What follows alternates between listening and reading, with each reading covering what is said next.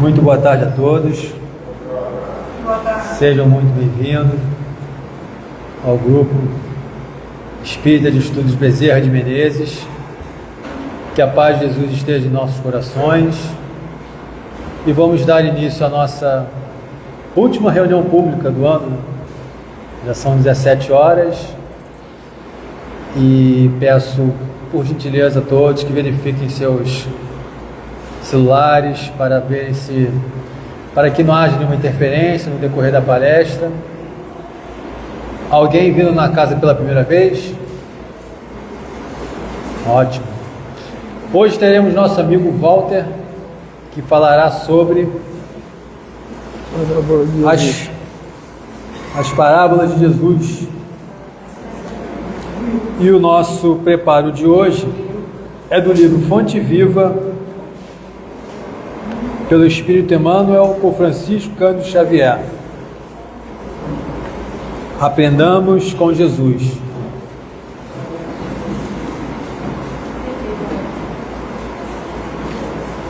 Suportando-vos uns aos outros e perdoando-vos uns aos outros, se algum tiver queixa, assim como Cristo vos perdoou, assim fazei vós também. Paulo,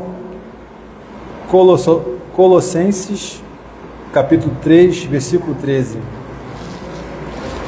É impossível qualquer ação de conjunto sem base na tolerância. Aprendamos com Cristo.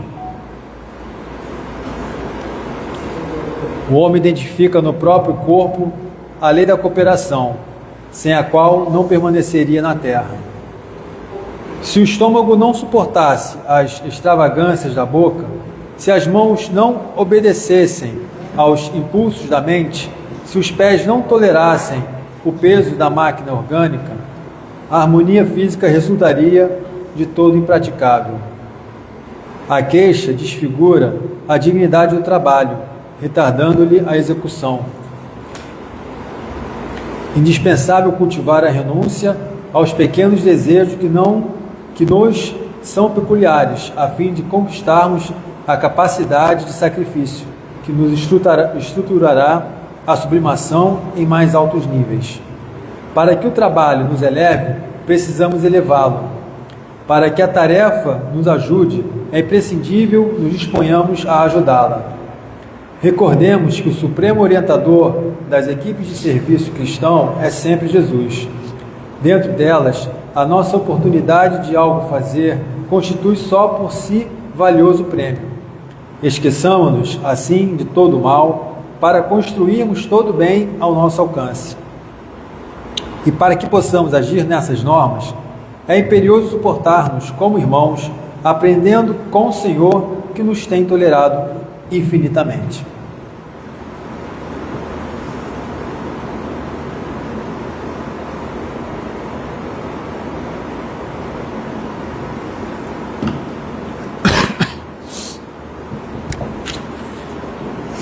Então, depois desse preparo, dessa harmonização, vamos elevar nossos pensamentos e agradecer a Jesus, agradecer a espiritualidade que preparou esse ambiente para nos recebermos, agradecer por esta oportunidade, de estarmos aqui, nesse salão, nessa casa, nesse ambiente de harmonia, de paz, de acolhimento, de tratamento, onde possamos fazer as nossas reflexões, buscando o melhor para cada um. Vamos procurar absorver o máximo o que o Walter vai passar para todos nós, que ele possa ser intuído, amparado pelos espíritos trabalhadores da casa, para que essa palestra proceda da melhor forma possível. Que Jesus nos abençoe hoje e sempre, que assim seja, graças a Deus.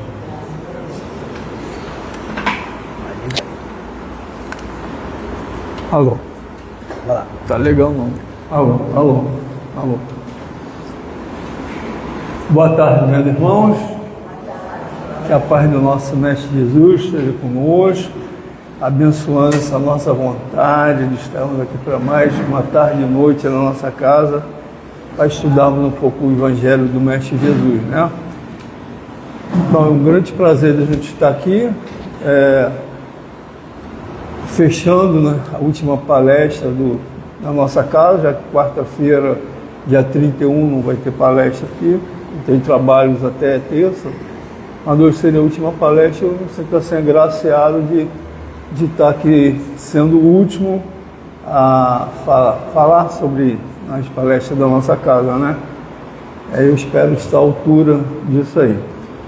Então, meus irmãos, o tema é a parábola de Jesus. Nós baseamos alguns livros e eu recomendo, que ainda não leu, esse livro aqui, que é a Parábola de Jesus à Luz da Doutrina Espírita. Quem assina é o Rafael Papa. Rafael Papa já fez palestra aqui nos acasos, de vez em quando faz, né? Mas são de espíritos diversos. É o volume 1 e 2. Aqui nós vamos encontrar o Andrei Moreira, Haroldo Dutra, Raul Teixeira, Simão Pedro e tantos outros fazendo essas interpretações sobre as parábolas de Jesus, tá? O volume 2 também a continuação também preciosa de parábolas que a gente nem imagina que existe, né? Não está no Evangelho, mas são parábolas que estão na Bíblia, estão citadas no Antigo, no Novo Testamento, né? Bem, nós sabemos que Jesus, através do que Emmanuel coloca no livro A Caminho da Luz, ele diz assim, que o Supremo Senhor do Universo designou um dos seus filhos puros e eleitos na perfeição como Criador do nosso sistema solar e do nosso mundo. Então Deus está sempre criando novos mundos, está sempre sendo criados espíritos, né, que a gente conhece, espíritos simples e ignorantes, aqueles que passam por todas aquelas etapas, chegam à etapa animal, que é a última de transformação para hominal, adquire, né, que só Deus sabe, né, e aqueles espíritos, né, perfeitos como Jesus compreendem, é feita uma transição dessa fase animal para a fase hominal, o que a gente chama de espírito simples e ignorante. Tanto é que quando nós começamos as nossas existências, nós éramos mais animal do que homens mesmo, né? A gente lembra como é que nós éramos, aquela forma peluda, parecia um gorila, né? Então, e imaginemos o seguinte, esse ser perfeito, designado por Deus, ele teria que descer desse mundo celestial. Como espírito perfeito, ele atingiu o ápice de todo conhecimento intelectual, moral, né? Tudo que a gente possa imaginar, física, química, matemática, quântica, tudo que a gente possa imaginar, ele é o ápice, ele conhece tudo. Tanto é que ele participou ativamente na constituição do nosso sistema solar e principalmente do nosso planeta Terra. Ele e seus engenheiros, né? Trabalhadores engenheiros, espíritos também altamente aperfeiçoados para poder fazer isso, né, gente? Para chegar a essa planeta como nós conhecemos, essa atmosfera, com tudo que hoje a gente encontra, gravidade, tudo proporcional a esse corpo que a gente tem nos animais, nos vegetais também. Aí ele desce, esse irmão desce para estar conosco. Nós estamos há 2026 anos atrás, 2025, podemos até falar de 26, que já está beirando aí, para estar aqui com a gente. Quem éramos nós? Criaturas ainda altamente sem conhecimento, pessoas analfabetas, não sabiam nem ler e escrever, quanto mais, nada. Isso que a gente tem um básico, que a gente conhece, que é matemática, química, física e todas as matérias, não existia nada.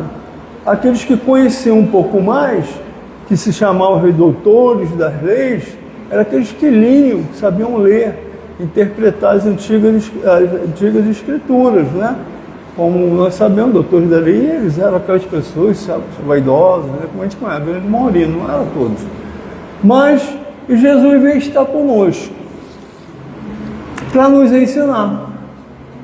Você imaginaram a dificuldade desse irmão para tentar transmitir para a gente todo o conhecimento que ele tinha, principalmente dos ensinamentos morais, né? E tinha muita coisa ali intelectual no meio, né? Nascer de novo, como é que era aquilo ali? A pessoa não sabia o que era genética, não sabia nada que hoje a gente conhece, tá? E ali Jesus desce. Aí imaginou a dificuldade? Eu me coloquei outro dia, eu falei, caramba, como é que eu ia fazer se eu fosse Jesus, né? Para explicar para aquele criatura tão ignorante que nós, como nós éramos, né? Aí imaginou uma didática para passar para a gente, uma didática para conversar com a gente como crianças. Mais ou menos assim, né? Você tem um filho de 4 anos que olha para a lâmpada elétrica e diz assim, pai, como é que funciona aquilo ali? Como é que você vai explicar? Você vai chegar para a criança e falar assim, olha, tem um conduíte, passa prótons, passa nêutrons, elétrons, né? Esses elétrons passam por um filamento, o filamento vibra, é incandescente, cria uma luz, aí essa luz que você conhece. Você vai falar isso para a criança? Não vai entender nada, né? Criança de 4 anos não sabe nem ler e escrever ainda. Alguns já sabem, meu neto com 4 anos sabe ler e escrever.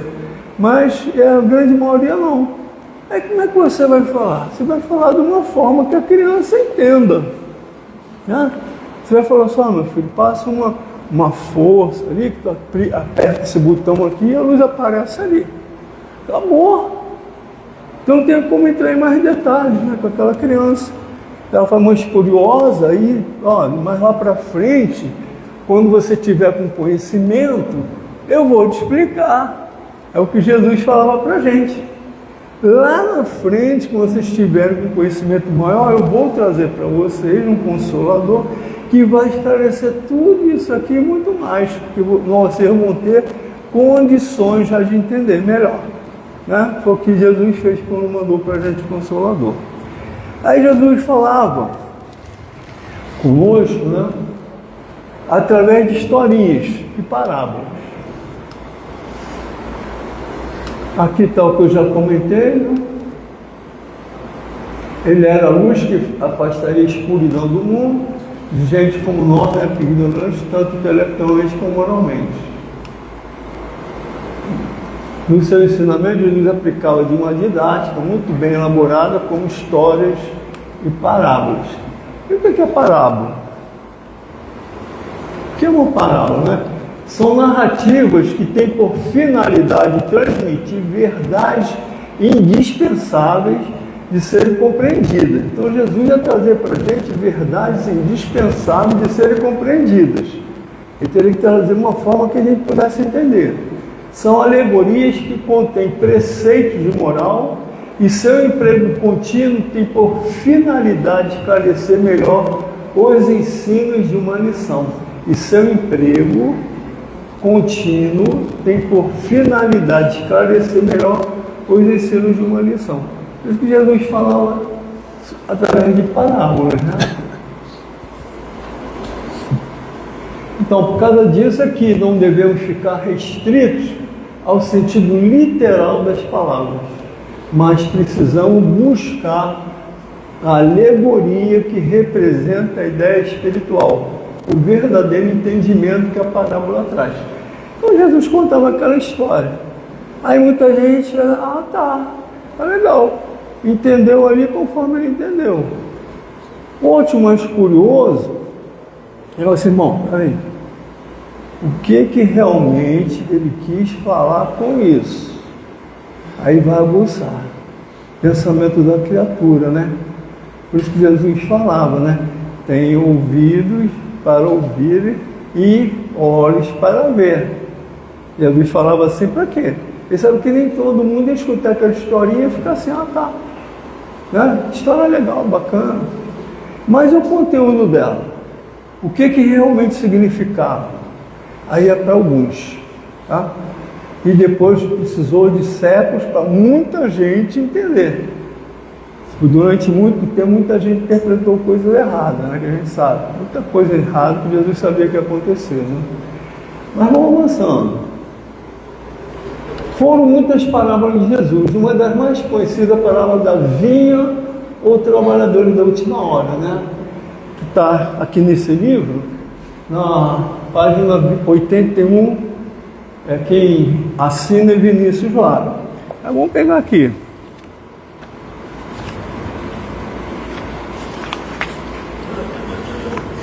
Dica aí, ó, eu ponho clipes aqui, ó, tá? Onde eu vou para não perder tempo. Eu pego um clipe, pum, põe ali na página e já sei que é ali, tá? Às vezes a gente perde tempo para procurar. Então diz assim a parábola, ó. Porque o reino dos céus é semelhante a um pai de família que saiu de manhã cedo para contratar trabalhadores para a sua vinha. Depois de combinar com os trabalhadores 1 denário por dia, ele combinou 1 denário por dia. Mandou-os para a vinha. Tornando a sair pela hora terceira, porque a vinha dele era muito grande, tinha muito trabalho para fazer naquela vinha, né? Viu outros que estavam na praça. Então, na terceira hora, viu outros que estavam na praça desocupados. E disse-lhes: ide também vós para a minha vinha, eu vos darei o que for justo. Combinou 1 denário. E eu vos darei o que for justo. Eles foram. Tornando a sair pela 6ª hora e pela hora 9ª, fez a mesma coisa. Vou pagar para vocês o que seja justo. Saindo pela hora 1/10, encontrou outros que lá estavam e disse-lhes: por que ficais aí o dia inteiro desocupados? Responderam: porque ninguém nos contratou. Disse-lhes: ide também vós para a vinha. Chegada a tarde, disse o dono da vinha ao seu administrador: chama os trabalhadores e paga-lhes o salário, começando pelos últimos até os primeiros. Olha só, onde ele começou, pelos últimos, né? Deixa que depois eu pego. Vindo-os da hora 1/10, receberam 1 denário cada um. O contratado dá 1 denário. Aqueles últimos chegaram ali, era 9ª hora, 1/10ª hora, aí receberam 1 denário.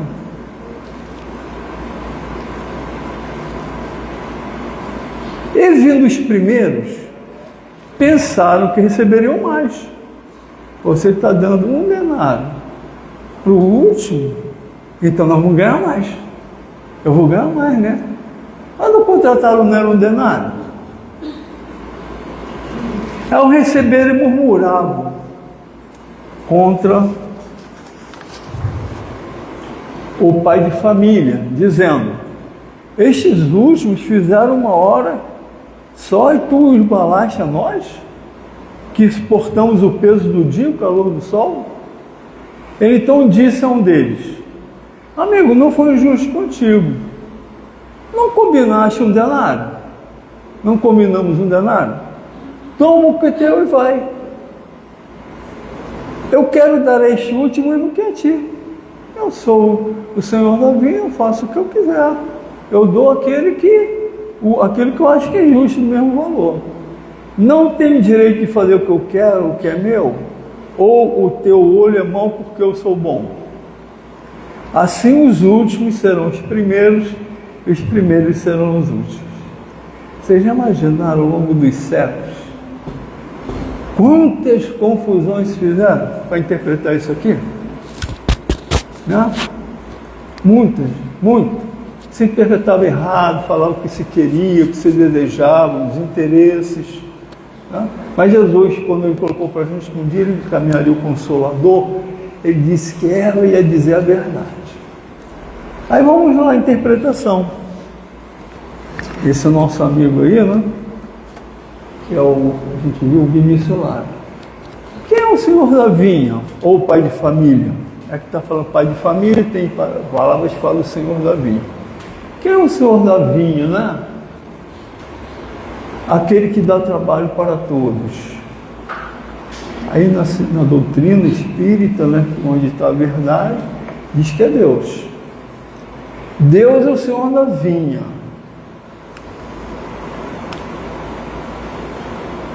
A vinha é a terra. É o trabalho aqui na vinha que são enviados os trabalhadores, né? O denário é o pagamento pelas horas de trabalho. Foi combinado um denário para pagar, né? Mesmo os últimos. Mas o que representa esse denário? Né? O que é essas horas de trabalho? Tudo que enobrece o espírito para alcançar a perfeição, demorando para isto uns mais que outros. Mas a perfeição é o denário. É o pagamento pelo que tu trabalha para você alcançar essa perfeição. Não só aqui na Terra, né? Várias reencarnações que a gente vai ter aqui na Terra, pode continuar aqui na Terra, estamos nos aproximando da regeneração, mundos ditosos, serão mundos superiores, mundos celestiais, mas todos vão receber o denário.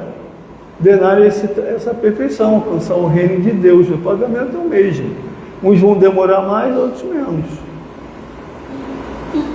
No fim, todos recebem o mesmo benefício, a plenitude espiritual. Tá?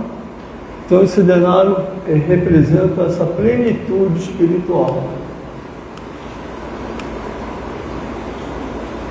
Quem foram os trabalhadores da primeira à última hora?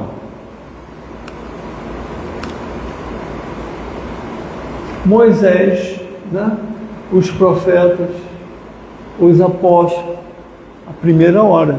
E divide, na época se dividia o dia de trabalho em primeira, terceira hora, sexta hora, nona hora e 10ª hora, a última hora. Tá? Então cada um vai chegando. Os profetas, os apóstolos, os mártires cristãos, os pais da igreja, sábio e filósofo, como os trabalhadores de diversas horas, os espíritas como de última hora. A gente coloca a gente. Mas os espíritas como na última hora é interpretado como se fosse somente a gente. Mas sabe que é só a gente? Que são esses trabalhadores da última hora? Ou é aqueles que retardaram como nós? Ou é a responsabilidade maior de nós espíritas para podermos representar esses trabalhadores da última hora, para alimentar os outros que ainda não entenderam direito esse trabalho que precisa ser feito. Aí está as coisas que vão surgindo, né? Vão aparecendo. Nós que somos espíritos com um entendimento maior, o momento da última hora é esse. Porque nós estamos convivendo aí, como a Haroldo Dutra coloca aqui, em outras partes, um momento crucial. Um momento que foram chamados, chamaram a Moisés, chamaram os profetas, chamaram os apóstolos, eles vieram, né? Chegando. E nós estamos num momento crucial. É um momento de uma grande transição, que é o momento do último trabalho, né? A chamada dos trabalhadores da última hora. Não cabe só os espíritos, né? Todos aqueles que estão sendo chamados e estão sendo convocados e estão aceitando. Mas será que todos estão aceitando? Será que todos estão querendo trabalhar ou ainda estão preguiçosos, sentados na praça, esperando, né, alguma outra coisa, sem ter muito esforço a fazer? A gente sabe que para alcançar essa plenitude, precisamos trabalhar. Esforço para poder vencer, para poder driblar as nossas dificuldades que a gente traz há tanto tempo que a gente vem trazendo tanta coisa. Aí a gente senta de manhã, faz a nossa oração, Pai Nosso, Ave Maria, chega na hora da gente, é bom, agora eu vou mergulhar um pouquinho dentro de mim, né, Neu? Que a gente tem que fazer o autoconhecimento que Santo Agostinho, que a irmã Sheila e tantos outros pedem pra gente. Aí naquele mergulho você se assusta contigo ali dentro, né? Volta, não estou falando de você não, tá? Estou falando de mim. Volte, olha essa sombra que ainda está dentro de você, cara. Você precisa trabalhar, precisa moldar, né? É o nosso trabalho de aprimoramento para a gente atingir essa plenitude. A gente já sabe que tem muita coisa pela frente para a gente chegar lá, mas o trabalho é esse, trabalho contínuo, né? Por que Jesus falava que os últimos eram os primeiros e os primeiros últimos? Às vezes é difícil de entender também, né?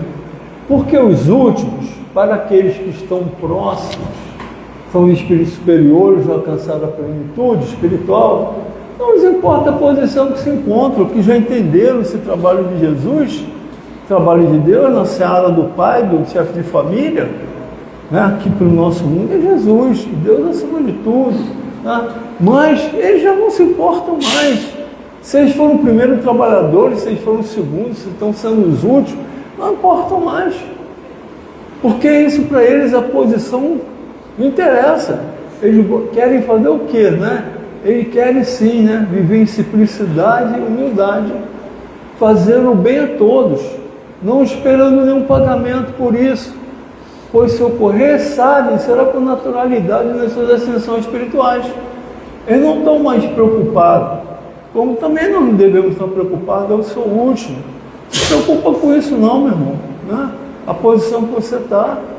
A gente olha no Dr. Bezerra de Menezes, ele não atingiu o ápice. Nós sabemos, olha, é um espírito superior que nos traz tanto benefício, nos ajuda tanto, deixa suas mensagens no espírito maravilhosos. E a coisa que a gente observa neles é simplicidade e humildade. Ele fala assim, o mínimo do Pai, doutor Bezerra, o mínimo do Pai. Não se exalta, não tem vaidade nenhuma. E às vezes se coloca como trabalhador da última hora, a gente fica vaidoso às vezes. Coitado da gente. Coitado da gente que não temos nada para ter vaidade. Estamos começando a trilhar o caminho, do caminho que leva à perfeição, né? E às vezes a gente acha, gente, tá? Pessoas vaidosas às vezes. Todos os mecanismos, todas as religiões. Pessoas vaidosas se achando tal. O doutor da lei, o nosso Nicodemos, vaidoso, né? Mas ele, peraí, o que ele quis falar com esse negócio de nascer de novo, que tem que nascer de novo? Não entendi esse negócio. Ele escutou Jesus falar e foi lá escondido, né? Ele não podia, né? Alguém reconhecer ele, era um doutor da lei. Como é que um doutor da lei ia lá estar com aquele homem que fica pregando na praça?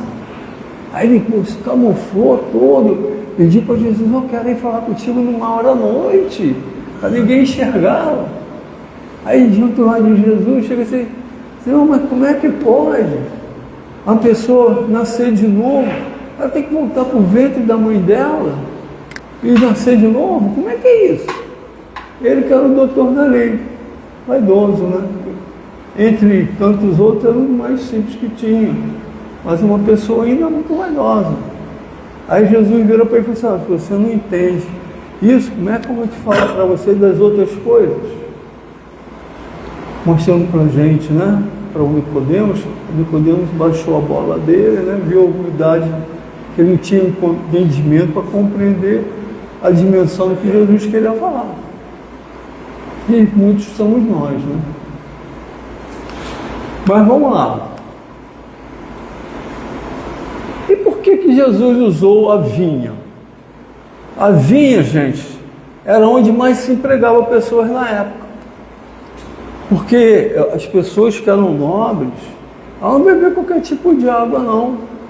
As águas vinham, né, pelos condutos, que já era uma maravilha na época, né, gente? Imagina, naquela época, vinha águas naqueles condutos, chegavam à casa das pessoas nobres, algumas casas, quem tinha um poço, que a água ficava, vinha ali através daquelas torneiras, né? Mas era uma água altamente contaminada. Você imagina aquela água ali, vindo, percorrendo ali das montanhas, vindo ali um monte de dejeto, um monte de coisa que ia ficando naquela água. As pessoas que tinham condições não bebiam muita água, não. Bebiam vinho. Por isso, onde você vai, tu vê a pessoa lá, no Romano, bebendo vinho. Aí depois, os caras só bebem vinho, evitavam a água, que a água tinha que ferver, aquelas coisas todinhas. Eu não entendia o direito, mas sabia que uma água, para ser bebida, tinha que ter uma água melhorada, né? Então é onde se conseguia muito emprego, era nas vinhas, que eram muitas as vinhas. E nas vinhas se empregava muita gente, né, por causa disso, né? Por isso que Jesus ele usava sempre a referência da época, né? Para que aquelas pessoas compreenderam o mais possível do entendimento que podia trazer. E quem era a vinha? que era a vinha, né? Aí Jesus falou assim, ó, eu sou a videira verdadeira e meu pai é o agricultor, em João, né? Eu sou a videira verdadeira e meu pai é o agricultor. Nessa passagem, Jesus se identifica como a videira verdadeira, né? Enquanto os discípulos são os ramos que permanecem nele para dar bons frutos. Se conhece a árvore pelo fruto que ela produz. Jesus falava isso. Se vocês estiverem ligados a mim através do ramo, eu sou a videira. Se estiverem ligados a mim, vocês sempre vão ter bons frutos. Olha só, os entendimentos, né? Para a gente compreender muita coisa. Quando a gente se desliga, aquele fruto ali já não passa a ser um fruto bom, né? Enquanto os discípulos são ramos que devem permanecer nele para dar frutos. Essa metáfora ilustra a importância da união com Cristo para uma vida frutífera e abundante. Enquanto vocês estiverem comigo, eu estarei com vocês e vocês estarão produzindo bons frutos. Nem sempre na história a gente sabe quanta gente se desligou, se desconectou de Jesus e produziu frutos que não são bons, né? Mas que ele sabe que se reconhece o fruto, né? A árvore se conhece pelo fruto que ela produz. E a gente sabe que muita árvore aí pelo caminho apodreceu. Estão podres. Porque o fruto que aparece não é um fruto bom, sadio, né? E a gente tem hoje entendimento para reconhecer isso. Qualquer que for a religião, né? Mas vamos lá. Outra parábola também muito conhecida é a parábola dos talentos, né? Que a gente sabe que quem assina é o Gutenberg Pascoal.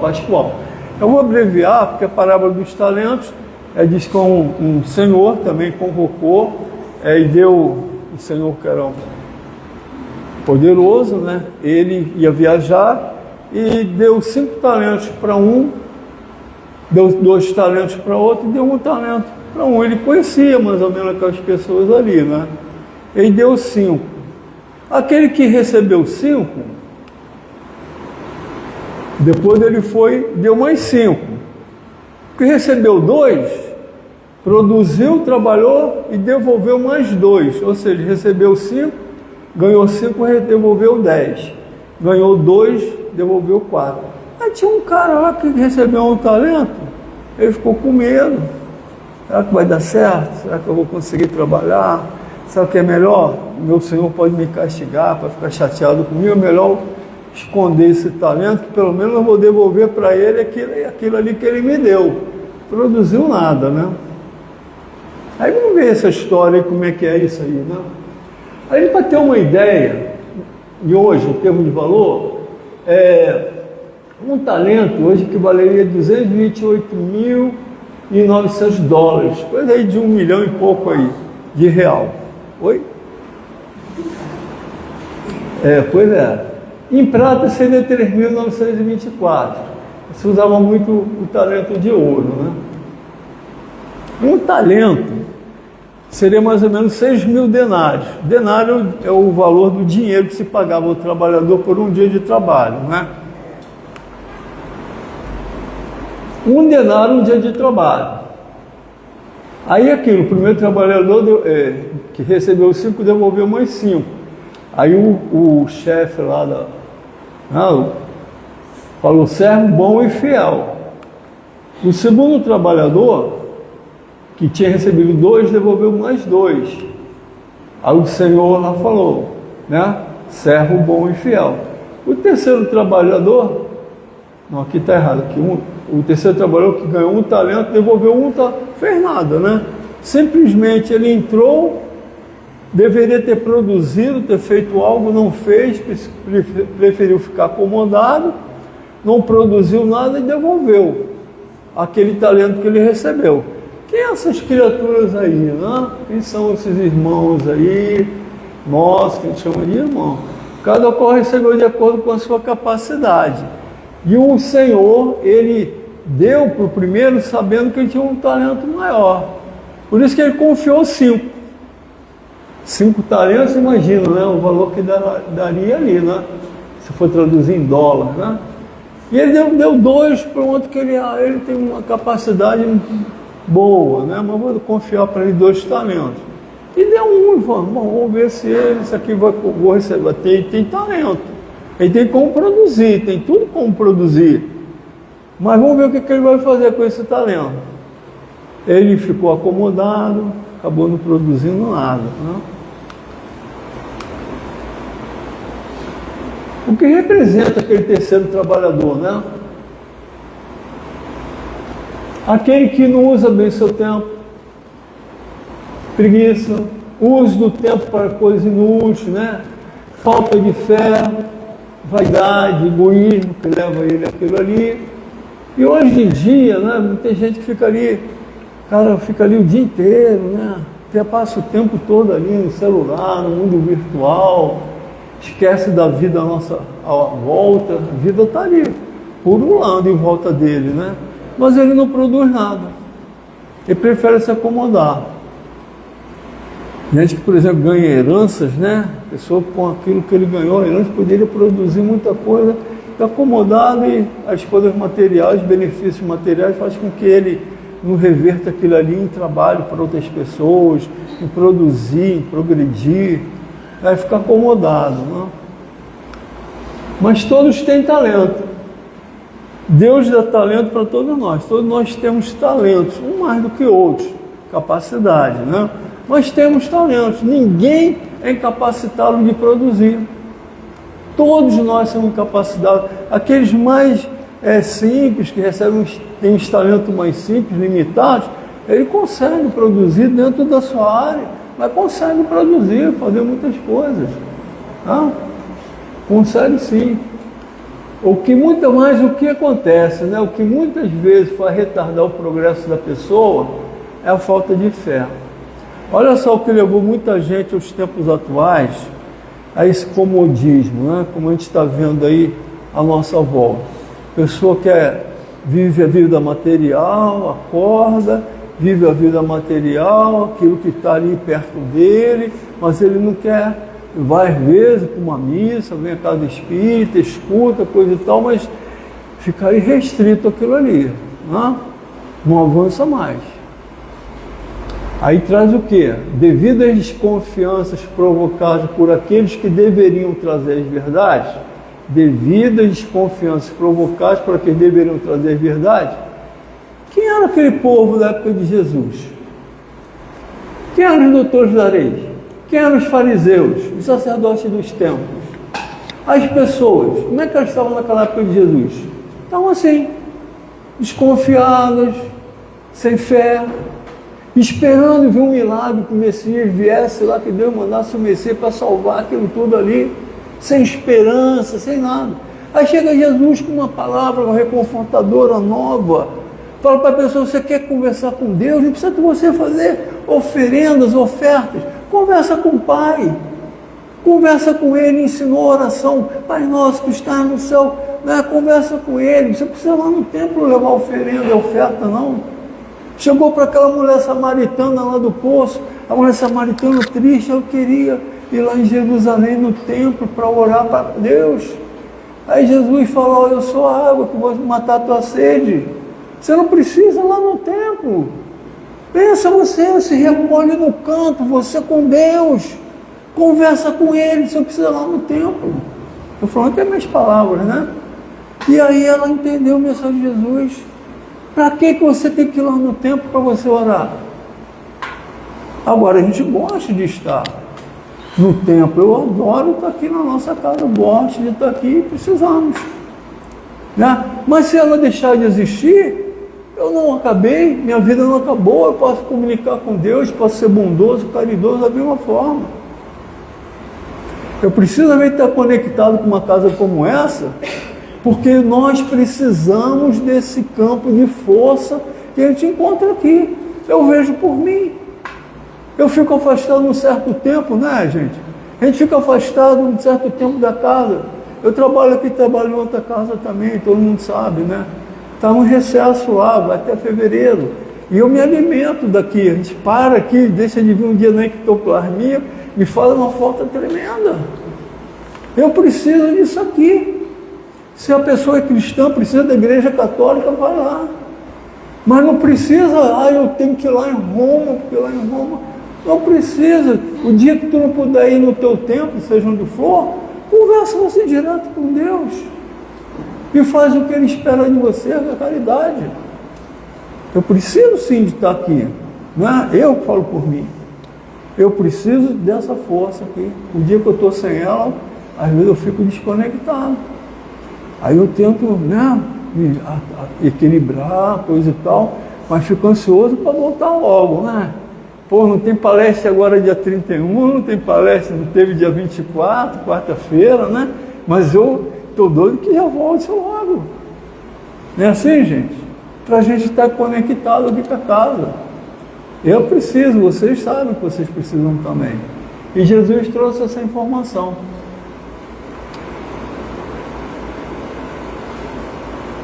Tais como os fariseus e doutores das leis na época que Jesus fizeram, prometiam o reino dos céus através do pagamento das oferendas, né? Aí era um pombinho que era mais barato para as pessoas que eram pobres, e até uma vaca, um touro, né? Que eram caríssimos. Aí a pessoa achava que pagando aquilo ali, os seus atos, né? Tudo os seus débitos eram quites. Aí Jesus falava assim, antes de você ofertar, vá lá e reconcilia com o teu amigo primeiro. Depois que você reconciliar com ele, aí você querendo, sente bem fazendo isso, vem aqui e faça. Mas não adianta nada tu fazer isso aqui se você não está lá perdoando, se você não está lá se reconciliando. Que aquilo ali é simbólico. Não é através daquilo ali que as leis divinas vão ser quitadas, não. É através de você, dos seus atos, das suas ações, perdoando, né? As pessoas, perdoando a si mesmo, perdoando a você. Porque não é oferenda que vai quitar as velas acesas, não. Não é 1000 Ave Marias, 30 Pai Nosso. Uma vez eu fiz uma besteira como criança, né? Briguei com um amigo lá. Aí o meu pai, e aí, o que eu faço? Vai lá e se acerta com ele, cara. Eu vou falar para você, vai lá e acerta com ele. Você que tem que se entender com ele. Eu não vou poder fazer isso para você, não. Vai lá, você se acerta com ele. Aí tinha um amigo meu dentro da igreja, fui conversar com o padre. Aí o padre, meu filho, reza 100 Ave Marias, 100 Pai Nosso, vai estar tudo certo. Aí eu chegava lá no meu quarto, Ave Maria, Pai Nosso. Aí chegou meu pai espírita, né? Eu fazia palestra. O que tu está fazendo aí? Pai, o senhor falou para eu acertar lá, porque eu estou sem coragem de ir lá. Porque eu briguei com ele, não tem cara para chegar lá. Ele era amigo do padre. Aí o que o padre Luiz mandou? Ele mandou rezar 100 Ave Maria, 100 Maria. Tu tem quanto ainda? Tu em 20, pai. Então mas depois que tu acabar isso tudo, vai lá e acerta ela com o teu amigo, que você não vai resolver não. Você vai resolver você ir lá e conversar com ele. Aí eu parei quando chegou em 40, eu já estava cansado. Aí tomei uma atitude, né? Vou lá. Aí bati lá na casa dele. Fulano. Ficando emburrado, né? Tu fez a... desculpa, cara. Coisa e tal. Mas não, aquela vez também fez aquilo comigo, eu te perdoei, coisa e tal. Perdoa aí. Tá legal, cara. Tá, entra aí, vamos tomar um cafezinho. Então, acabou. Na 40ª Ave Maria Pai Nosso, né? Interrompi, mas preferi ir lá. É assim, né, que é a vida da gente.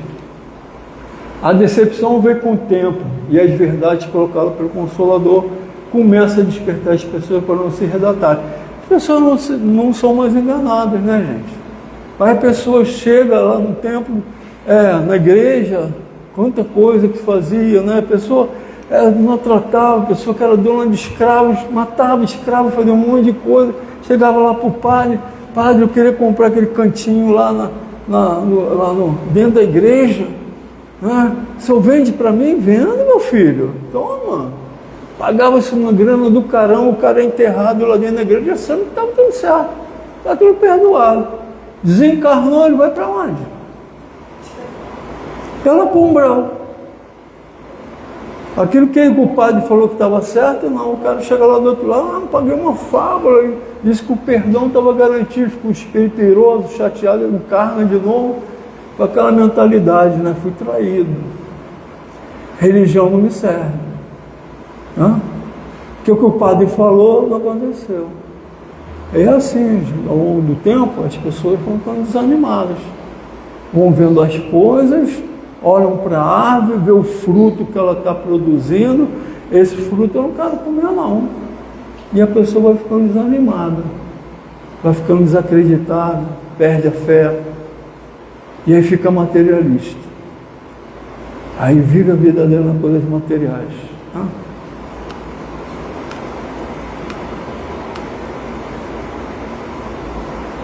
Aí vem a parábola do tesouro escondido. Está na página 59, que é a cena Arthur Valadares, conhecido, né? Essa parábola do tesouro escondido, é como se fosse uma continuação que a gente acabou de falar, os tesouros da terra e os tesouros do céu. A pessoa fica desanimada, fica desconfiada, descontente. O negócio é curtir a vida, viver a vida, né? Isso é que importa. De vez em quando eu vou lá na igreja, escuto lá o padre, coisa e tal, não sei o que ele está falando ali não, se isso tem muito a ver com o que eu estou vivendo. Estou falando da realidade, gente. Tá? E aí o cara fica vida material, ele quer curtir a vida, os amigos, curtir tudo que ele pode aproveitar. E não tem conexão com a vinha, com a videira que Jesus colocou. Não está conectado, não está ligado. Então é muita vida que a gente está vendo aí na nossa volta, no nosso dia a dia. Então, onde encontra o teu tesouro? Quando você sair daqui, que tesouro você vai apresentar?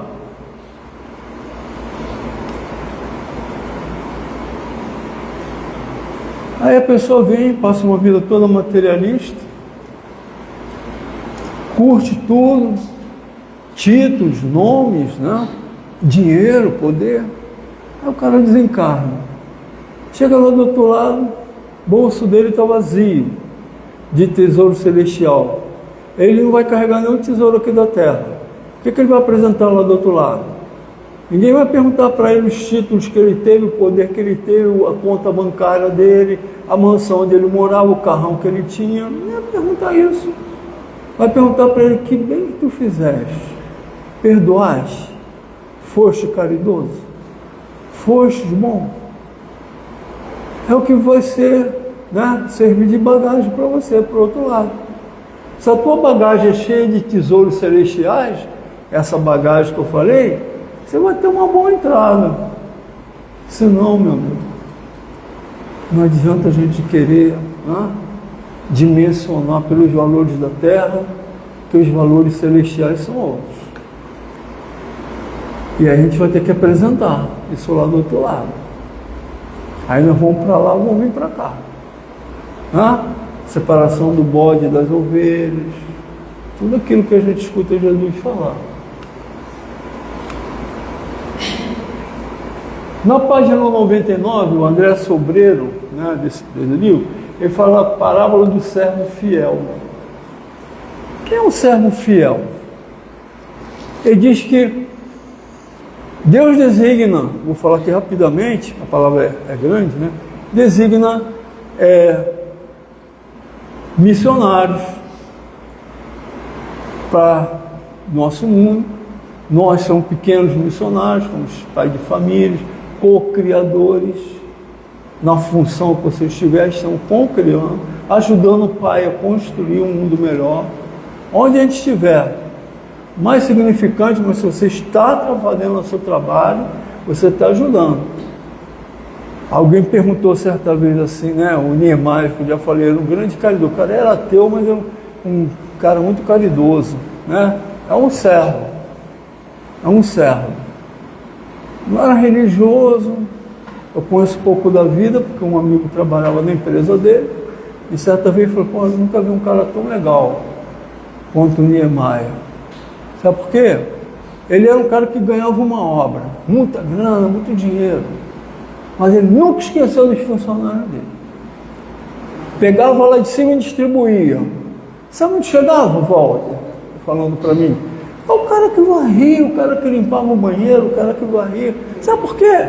Ele sabia que se não tivesse o banheiro limpo, se a sala não tivesse limpa, quem estava ali no escritório não ia poder trabalhar bem. Então ele distribuía a riqueza que ele ganhava, que era grande, por todos. Então todo mundo trabalhava satisfeito, o varredor trabalhava satisfeito, o cara que limpava o banheiro, o cara da cozinha, todos trabalhavam satisfeitos, que sabia que ia receber, não aquela coisa conectada, mas sabia que aquele homem que era o servo, o fiel de Deus, embora ateu, ele distribuía a riqueza que ele ganhava. Mas são todos assim? Quem é o servo fiel? São todos servo fiel. Tem aquele cara que ganha e embolsa tudo, né? Ele já ganhou o salário dele, ganhou o 13º. Para quê? Assim eu estou dando referência no termo de uma empresa. Mas servo fiel pode ser qualquer lugar, num templo, num templo, numa igreja, onde for. Onde é o servo fiel? Onde está o servo fiel que faz aquilo que o Pai pede? Honestidade, caridade, perdão. Esse servo fiel são todos nós. Mas todos são fiéis? Não. Esse Niemeyer, ele foi muito elogiado. Depois que ele desencarnou, gente, os funcionários dele adoravam o trabalho dele, fizeram muita homenagem a ele. Ele era um trabalhador. Estou falando como empresário, no caso. Servo fiel é para tudo que existe, onde Deus qualifica e dá os nossos talentos. Como aquele homem, vou te dar 5 talentos. Deu 5 talentos para o Niemeyer. Às vezes ele até, ele está chateado. Ele devolveu 20. Não precisava frequentar templos, nada. Ele fez o bem que Deus pediu para ele. Ele estava chateado que enganaram ele lá, com relação a Deus, Mas ele fez o bem, ele não desconectou, ele foi um servo fiel. Chegou lá do outro lado, aí encontrou Deus, poxa, Deus existe, vai encarnar de uma outra forma aqui, um homem maravilhoso, um grande missionário, vai vir por aí. Porque ele encontrou Deus na caridade que ele fazia. Aí ele vai chegar, então Deus é isso. Deus é a caridade que eu fiz, deu a caridade, é o sorriso do meu funcionário para mim, é o cara que limpa o chão ali, que sorri para mim quando eu passo. Deus é isso. Ele não sabia, mas ele amava a Deus sem entender direito. Mas fez o seu trabalho como servo fiel. E a criadagem, A criadagem é aqueles que estão sobre o nosso... Recebemos 5 talentos, vão produzir, vão precisar de trabalhadores, seja onde estiver. Aqui na nossa casa, um servo fiel foi o seu Jorge, que empenhou, imagina esse terreno aqui, gente, na época difícil, como é que eu vou pagar isso? A história, quem sabe, do seu Jorge, Como é que eu vou pagar isso? Confie em Deus, vai vir. E vinha. Aí está aqui, construído isso aqui, graças ao seu Jorge, que começou um servo, E nós, trabalhadores, vinculados a ele. Está aí hoje no plano espiritual aí.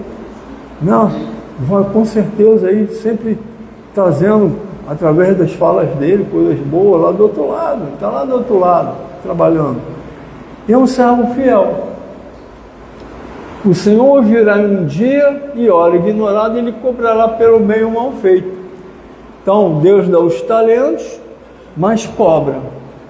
Aquele que tinha um talento e não produziu nada, foi cobrado. Olha, eu te dei um talento. Você não tinha capacidade, porque tinha 5, mas você tem capacidade. Todos têm capacidade. Todos têm talento. Senão, a gente vinha lá de baixo e não subiria nunca. Eu sei da minha vida foi uma pobreza muito grande. Mas muito grande. Mas eu cheguei e disse, vou trabalhar, vou me esforçar para um dia eu ser alguém. E isso era o mais importante, não, porque meu pai era palestrante, eu li o Evangelho, estudava o Evangelho, às vezes ia lá para a missa do Padre Luiz, vai lá assistir a missa dele lá, é bom também, meu pai nunca teve esse problema, E a gente foi, o evangelho dentro da gente, mas eu quero uma vida melhor para mim, não quero ficar lá naquela miséria da Vila Vintém, lá perto, de Realengo. Eu não quero isso, eu quero uma vida melhor. Aí Deus me deu um talento.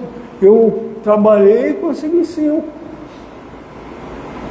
Aí às vezes as pessoas olham para você e olham, cara, tu não sabe a história lá de trás, né, Luiz?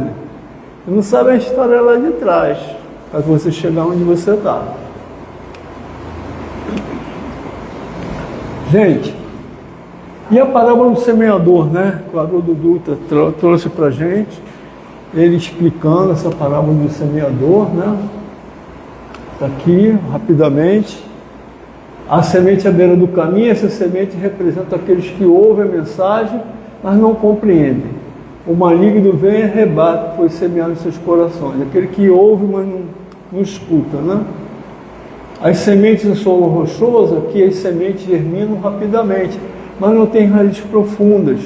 Quando surgem dificuldades, essas pessoas desistem rapidamente. Cada espírita, né, qualquer outra casa, parece um monte de gente se empolga, fica toda... eu conheço logo, né?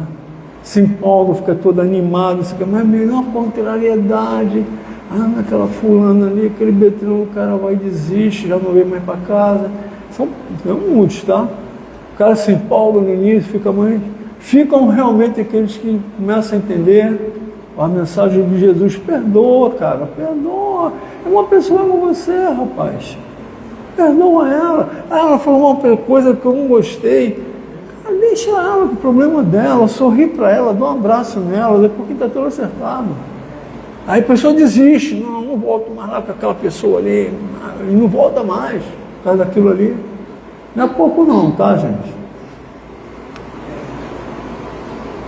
Sementes de espinhos, essas sementes crescem, mas são sufocadas pelos cuidados do mundo e pela sedução das riquezas, impedindo que a palavra frutifique, né?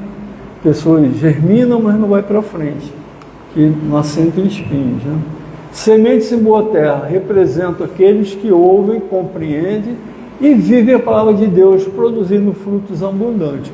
Aí o Luto Doutor tem muitas explicações aqui, eu não vou conseguir ler, que estamos chegando no nosso tempo, tá? Mas ele, resumindo, ele fala o seguinte, né? Nós estamos vivenciando o tempo aí de transição, é um tempo importantíssimo, em que uma hora vai ser cobrado, né, dos nossos talentos, e vai ser cobrado sobre o que a nossa semente produziu, ou se ela não produziu.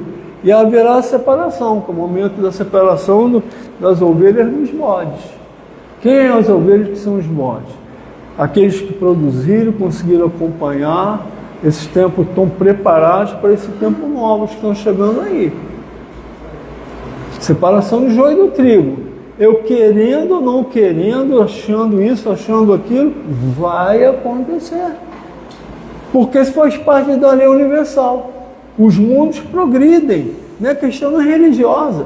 Os mundos progridem. Mas naquele mundo ali, para ele ir para o mundo de regeneração, precisa de pessoas com entendimento, na paz, na harmonia, no bem, viver uma bem com a outra. Se esse cara aqui não consegue isso aqui, infelizmente ele não vai poder ficar aqui, porque aqui ele vai contaminar. Então, meu amigo, ó, vai voltar lá para você começar a lição de novo. Prantos e ranger de dentes, vai acontecer, mas vai surgir, né? Se você tem condição, fica. Não tem condição, vai. Está acontecendo muito. Eu não vou fechar, eu não poderia deixar de fechar aqui, tá? Então, ainda tinha algumas coisas aí, mas não vai dar tempo. Às vezes vem ideias na nossa cabeça que está fora totalmente da programação, né? Eu não poderia deixar fechar sem a gente estar falando do ano novo que se aproxima aí.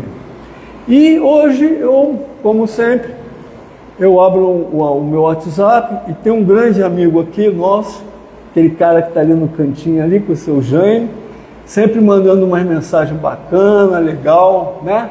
E eu sugiro, quem puder ver, a pedir para ele, seu Jânio, posso ler a sua mensagem hoje? Aí ele me consentiu, pode sim, volta, né, Jânio? Então vai lá a mensagem que ele deixou hoje, né? Oi, bom dia. que esse último dia de sábado do ano de 2025, nós possamos fazer uma higiene mental para limpar os nossos pensamentos, para podermos gerar o último sábado. As energias serem transferidas para os nossos semelhantes que precisam de muito amor no coração. Vamos agradecer pelos momentos felizes que passamos e pelas vitórias que alcançamos com as bênçãos e a graça de Deus, de Jesus e dos seres abençoados, iluminados e elevados. Nós nunca ficamos sós ou abandonados nesse período do ano que está terminando. Às vezes a gente acha, né, como eu falei, né, preciso dessa força aqui, cara. Mas a gente sabe que se a gente elevar o nosso pensamento, a Deus a gente vai se equilibrar de novo. Vamos fazer as nossas preces, agradecendo e pedindo para que o próximo ano seja muito bom e abençoado, como foi este de 2025. Nunca diga que foi um ano ruim, foi um ano bom. Por pior que tenha acontecido algumas coisas, Deus sabe que aquilo ali aconteceu porque é necessário. Então ele foi um ano bom para eu progredir. Não como eu queria, mas o que era necessário. Que nós possamos realizar todas as nossas boas esperanças e aquelas que não foram realizadas. Que esse último sábado, dia de sábado do ano, seja repleto de energias, de amor, perdão e caridade para todos nós. Obrigado aí, seu Jaime. Valeu? Então é isso, gente. Vou só passar aqui a última mensagenzinha aqui. Ainda tinha coisa, tá? Aqui. Obrigado então aí pela atenção aí. Um abraço, bom ano novo.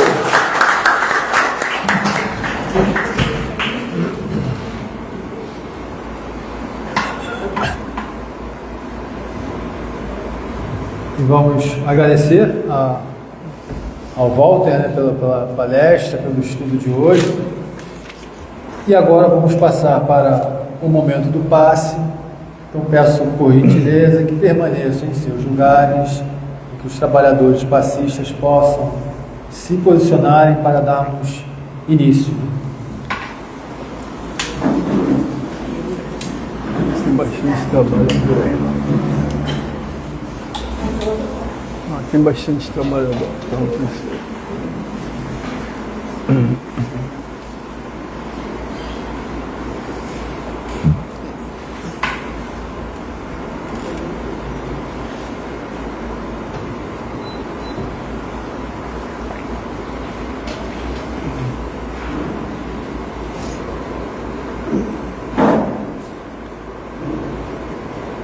Pensando em Jesus,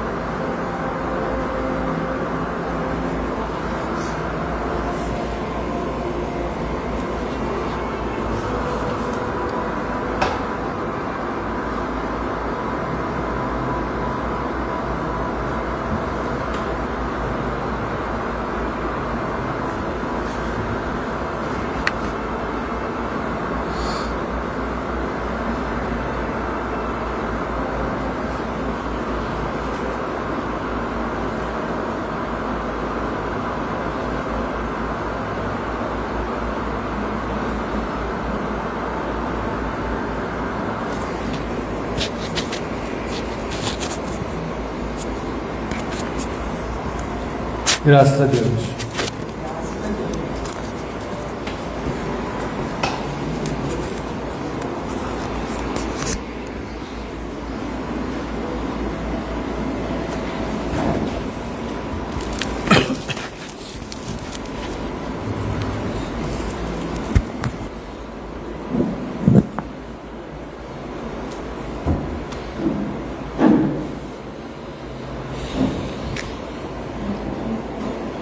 Então, aproveitando esse momento na qual estamos harmonizados, na qual acabamos de participar dessa reunião pública, onde fomos tratados, fazendo essas reflexões, e vamos agradecer mais uma vez a Jesus, agradecer à espiritualidade amiga, aos trabalhadores do bem desta casa, aos patronos desta casa, Dr. Bezerra, por essa última reunião do ano. É lógico que virão as próximas de 2026, mas muito gratos por tudo, né? Vibrando também pelos nomes que foram colocados nas caixas de prece, que esses irmãos possam receber essas energias, esses fluidos, através dos nossos pensamentos, dos nossos sentimentos, e que possamos voltar para os nossos lares melhores do que chegamos.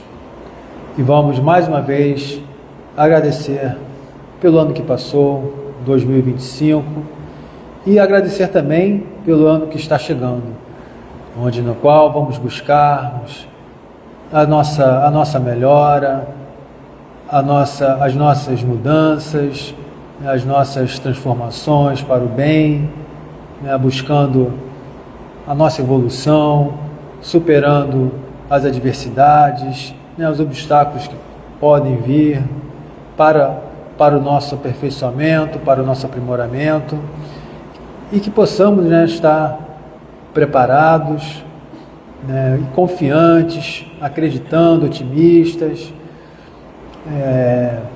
com muita fé, com coragem, e também seguindo o ensinamento maior, que é amar a Deus acima de tudo, amar ao próximo como a si mesmo. Vamos procurar tratar o nosso próximo como gostaríamos de ser tratados, É simples, é básico, mas é o principal para seguirmos a nossa jornada. Então, que possamos ter uma ótima passagem de ano novo, com muito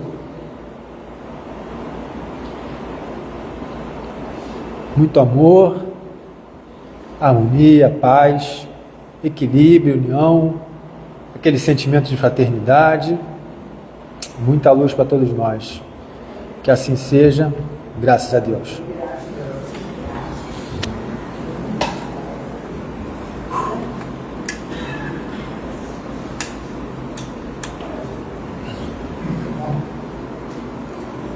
Opa, tá faltando luz aí? É tanta luz aqui que... Bom, vamos... Agora os avisos ficam na nossa TV ali fora, passando todas as informações.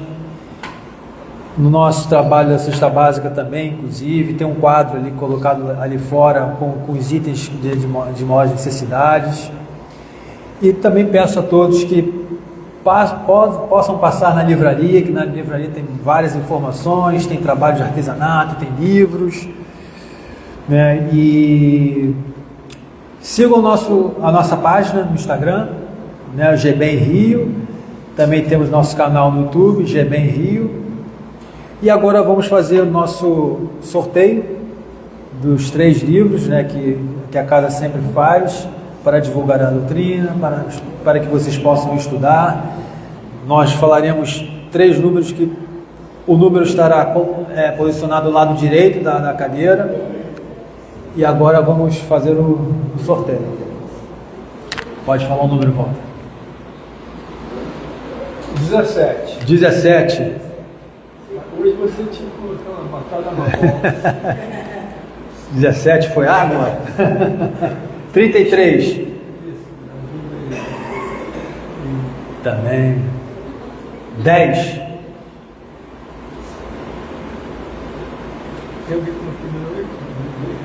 Mais uma vez, tem alguém vindo à casa pela primeira vez? Não. Então vamos lá, continuando. Vamos lá, 32. 32. 18. Opa, Domingos. Bora.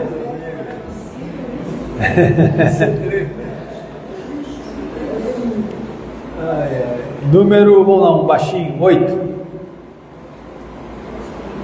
50. Mais um. Vamos lá para o 56. 12 já foi, 2, 3, 7. 7. 9. 9. 44. 48. 61. 39.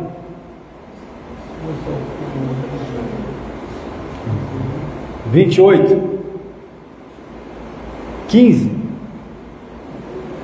Gente. 30. Opa, Ricardo, né? Foi premiado. Foi premiado, né? O rapaz da livraria foi premiado com o livro. Então, podem passar a pegar seus livros. Todos tenham um bom final de semana, e fiquem com Deus.